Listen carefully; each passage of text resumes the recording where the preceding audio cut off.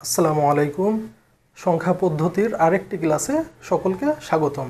আজকে আমরা শিখব হচ্ছে বাইনারি থেকে হেক্সাডেসিমাল এবং হেক্সাডেসিমাল থেকে বাইনারিতে কিভাবে কনভার্ট করা যায়। তো চলো আমরা শুরু করি। এখানে একটা বাইনারি সংখ্যা দেওয়া আছে, তো এইটার থেকে আমরা হচ্ছে হেক্সাডেসিমালে রূপান্তর করব। শুরুতে আমরা এই সংখ্যাটা নিচে লিখে ফেলি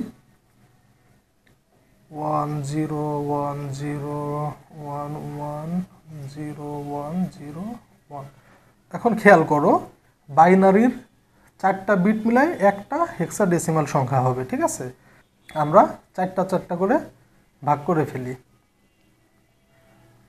এখন সর্বশেষ এই বাম পাশে শুধুমাত্র 2টা সংখ্যা আছে, তাহলে আমরা এখানে কি করতে পারি?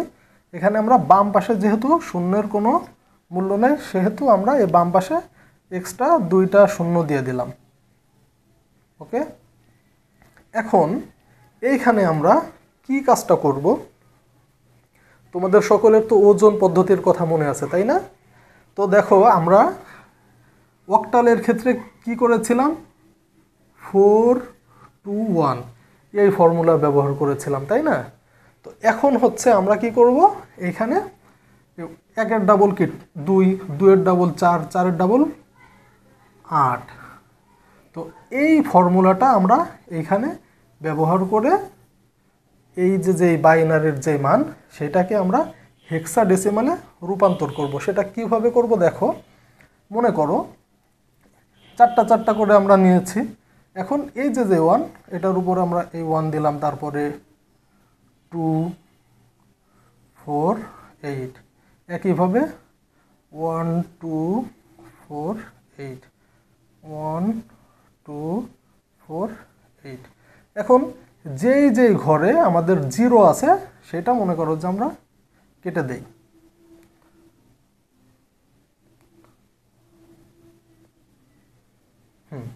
এখন শুধুমাত্র আমরা এখানে বাকি যে সংখ্যাগুলো আছে সেগুলো যোগ করব। এখানে কি আছে? এখানে 4 এবং 1, তাহলে কত হয়? 4 আর 1, এখানে হয় 5। এখানে কি হয়? 8, 2, 1, 8 আর 2 10 আর 1 11। এখানে কি হয়? এখানে শুধুমাত্র 2 আছে, তাহলে এখানে শুধু 2। এখন এখানে খেয়াল করো একটা জিনিস, এই 11 হেক্সাডেসিমালে বি, এইখানে অবশ্যই 11 লিখতে পারবো না, তাই না? তো এখানে আমরা কি লিখব? এখানে আমরা লিখব হচ্ছে বি। ওকে, তাহলে আমাদের কাঙ্ক্ষিত যে অ্যান্সার সেটা কত হচ্ছে? 2B5। যেহেতু আমরা হেক্সাডেসিমালে রূপান্তর করেছি, সেহেতু আমাদের এখানে বেজ হবে 16। এই হচ্ছে অ্যান্সার। আশা করি বুঝতে পেরেছ। এখন আসো, যদি দশমিক সহ কোনো সংখ্যা থাকে তখন আমরা কি করব? দেখো, ক্যালকুলেশন কিন্তু সিস্টেম কিন্তু একই, ঠিক আছে? তোমরা চিন্তার কোনো কিছুই নেই। তাহলে এইখানে আমরা এই সংখ্যাটা আবার লিখে ফেলি 11011.10110। এখন সেই পূর্ববর্তী যে ক্যালকুলেশন করেছি ওইরকম আমরা 4টা করে ভাগ করে ফেলি। এখানের থেকে এই 4টা, তো এখানে যেহেতু 2টা আছে, আমরা 2টা 0 নিয়ে তারপরে হচ্ছে আমরা ক্যালকুলেশন করব। তো এই পাশে আমরা কি করব? আমরা সব সময় দশমিকের বাম পাশের যে সংখ্যা সেটা হচ্ছে আমরা ডান থেকে বাম দিকে আমরা গণনা করতে করতে যাব, একক, দশক, শতক এইভাবে। আর দশমিকের পরবর্তীতে যে সংখ্যাগুলো থাকবে সেটা হচ্ছে আমরা বাম থেকে ডান দিকে যাব, এটা সবসময় খেয়াল রাখবে। তাহলে এইখানে আমরা সেম একই সিস্টেমে 4টা করে ঘর নিয়ে নিলাম। এইখানে যেহেতু একটা শূন্য আছে, পরবর্তীতে আমরা যে কয়টাই শূন্য দেব আমাদের কিন্তু ক্যালকুলেশনে শূন্যই আসবে। আর দশমিকের পরে ডান দিকে যদি শূন্য হয় তাহলে সেই শূন্যর কিন্তু কোনো দাম নাই। তো এটা নিয়ে আমাদের চিন্তা করা লাগবে না, জাস্ট এতটুকু দেখো। তো এখন এইখানে 1, 2, 8 1 2 4 8। তো এখানে আমাদের এটা কাটা, তাহলে আমরা এখানে কি কি পাচ্ছি 4 to 1 4 আর 2 6 আর 1 7, এখানে হচ্ছে 7 আর এখানে পাচ্ছি হচ্ছে 3। এই পাশে আমরা কি পাচ্ছি 1 2 4 8। তো এইখানে হচ্ছে শুধুমাত্র এইটা দরকার নেই আমাদের, 8 আর 2 10 আর 1 11, এখানে 11 পাচ্ছে আর এইখানে তো 0।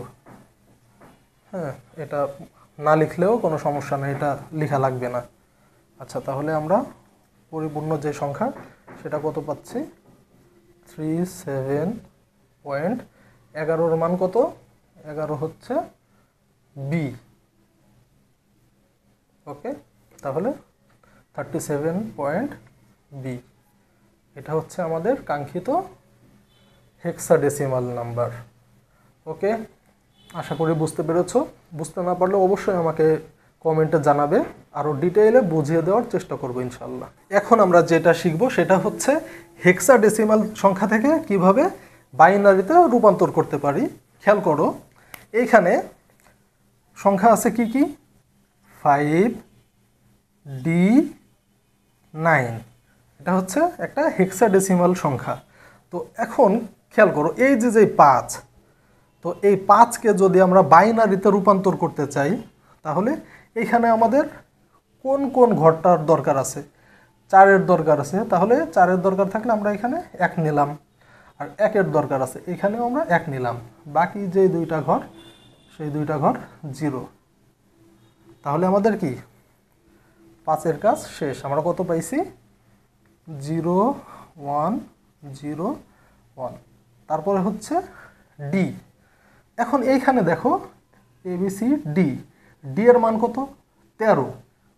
তো আমরা 13 এর বাইনারি বের করতে চাই, তাহলে এখানে আমাদের কোনটা কোনটা লাগতেছে 8 লাগবে, এটা নিলাম, 8 4 লাগবে, 8 আর 4 12, আর 1 লাগবে, আর 1 13, 2 আমাদের লাগবে না, এখানে 0।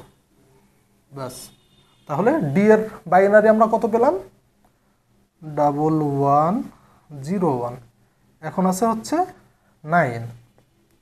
তাহলে 9-এর জন্য আমাদের কত কত দরকার 8 দরকার, 1 দরকার, তাহলে 8 1, এই দুইটা ঘর আমাদের দরকার না, তাহলে 1001। এই তো, এইটা হচ্ছে আমাদের কাঙ্ক্ষিত অ্যান্সার। আশা করি বুঝতে পেরেছো। এখন হচ্ছে যদি দশমিক সহকারে কোনো হেক্সাডেসিমাল থেকে আমরা বাইনারিতে কনভার্ট করি তাহলে সেটা কিভাবে করবা। পদ্ধতি কিন্তু একেবারে সেম টু সেম। দেখো E3C.2F। ওকে, এখন এই যে এর মান কত 14, তাহলে 14 যদি আমরা এখানের থেকে 14 বানানোর জন্য আমাদের কোনটা কোনটা লাগে 8 লাগে, সরি বাঁকা হয়ে গেল একটু, 8 লাগে, 8 আর 4 12, আর হচ্ছে 13 14, তাহলে এই 1টা লাগতেছে না, এটা আমাদের হয়ে গেল। তারপরে হচ্ছে 3 এর জন্য শুধুমাত্র এই 2 লাগে আর 1 লাগে, আর এগুলো আমাদের লাগতেছে না, 2 আর 1 3। ওকে, সি এর জন্য আমাদের কত দরকার 12, 8 আর 4 12, শুধুমাত্র এটার দরকার এটার দরকার, আর এইগুলা আমাদের দরকার না। তাহলে দেখো এখানে আমরা এই 3টা মানের জন্য প্রথমে 1110, 3 এর জন্য হচ্ছে আমাদের 0011 এবং সি এর জন্য 1100।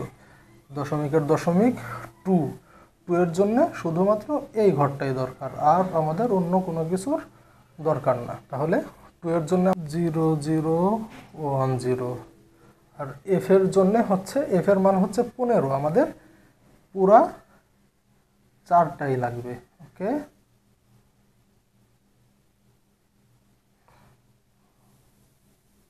চারটা 1। তো আমাদের কাঙ্ক্ষিত যে অ্যান্সার এই তো। যে কোনো দশমিক সংখ্যা বা যে কোনো দশমিক ছাড়া যেই সাধারণ যেই সংখ্যা, তো যদি তোমাদের বাইনারি থেকে হেক্সাডেসিমাল বা হেক্সাডেসিমালের থেকে বাইনারিতে রূপান্তর করার যদি কোনো প্রশ্ন আসে, আমার বিশ্বাস তোমরা অবশ্যই সেটা সঠিকভাবে অ্যান্সার করতে পারবে। আর যদি তোমরা অবশ্যই এগুলো একটু প্র্যাকটিস করবে, তাহলে আশা করি একেবারে পরিপূর্ণভাবে তোমাদের আয়ত্তের মধ্যে এটা চলে আসবে। এরপরেও যদি কোনো প্রবলেম ফেস করো অবশ্যই কমেন্ট করে জানাবে। আর যারা ফেসবুকের থেকে দেখতেছো তারা অবশ্যই ফলো করবে, ইউটিউবের থেকে যারা দেখতেছো তারা চ্যানেলটিকে সাবস্ক্রাইব করবে, লাইক, কমেন্ট এবং শেয়ার করে সব সময় আমার পাশে থাকবে। তাহলে নেক্সট ক্লাসে দেখা হচ্ছে ইনশাল্লাহ। টাটা।